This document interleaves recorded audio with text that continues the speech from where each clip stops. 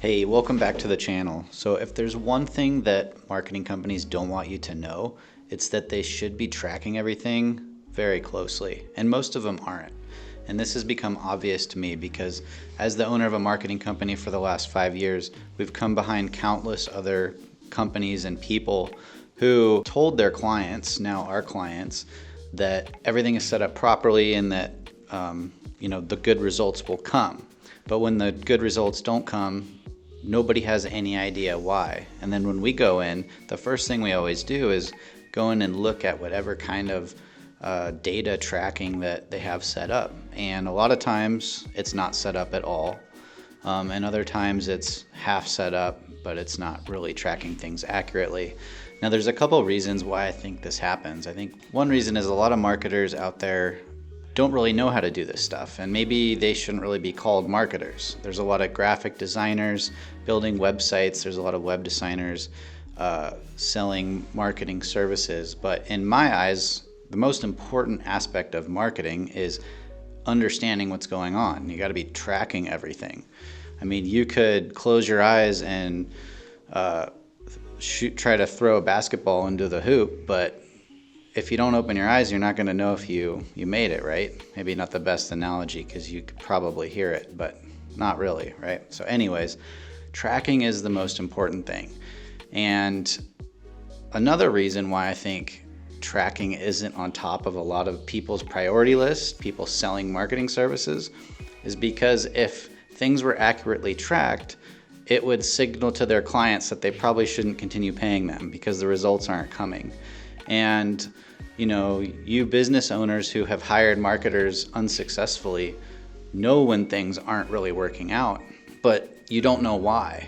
And if you did know why, you would have a better idea of how to fix it. So that's what this video is about, is just giving you some clues on what kind of things to look at and just shining a light on this issue, because really this is probably the biggest issue I see among contractors and pretty much all companies. Even big companies are terrible at tracking things. And we do our best to track as much as we can, but even our best tracked projects are only like 80 to 90% accurate, because it's oftentimes not possible to be 100% accurate, especially with internet marketing.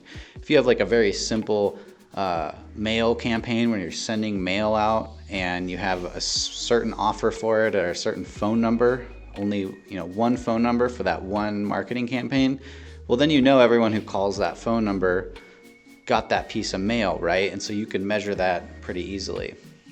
So that's just one example of how to measure things, but it's not all on marketers that you hire. Like, you can't count on other people to track these things for you. If it's your business, or if you're managing a business, if you're just the person at your company who's responsible for getting leads and converting those leads into sales, then you better have a good idea of what's going on. And if you don't, then that's the only thing you should worry about right now, is setting things up so that you can track them. So let's take a look at a really simple example. So at Kyle Construction, which is my family's remodeling company, we just got a lead, it looks like 2 days ago, so November 29th.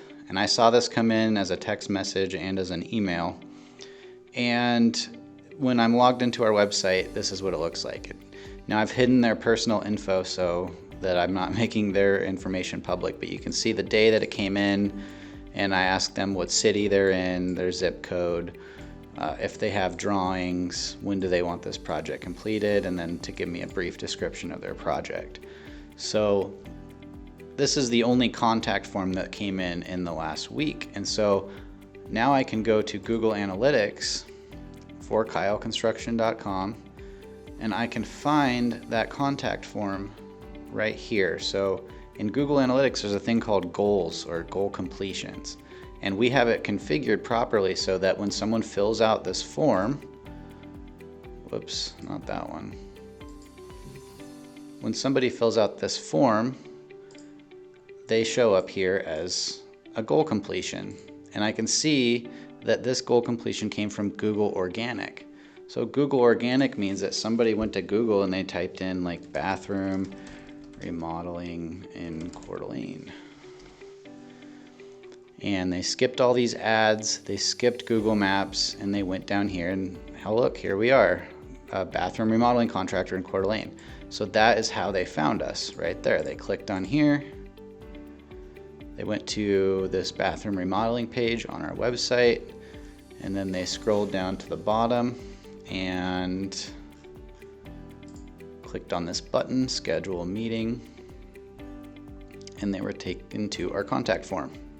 So this is what they filled out to get here, and we can see exactly where they came from because we have Google Analytics tracking. Now, had they gone through Google Maps, like I told you that they skipped up here and they skipped down here. I know that they skipped ads because we aren't running ads, so you will not find us here. And I know they didn't click on our listing here, which is right here. Well, that's one of them. We've got a couple. I know they didn't click on that because if they had, we would see that they actually came from GMB, Google My Business, because we have the tracking set up to do that. And so that's just a really simple way. Now imagine like if you have, 100 leads in a year come through your website and 10 of those turned into jobs. Imagine being able to go back and see, 8 of those came from organic and 2 came from GMB. So if you're running Google ads or something like that, if you're paying for advertising, you'd be able to see that you didn't get any jobs from that.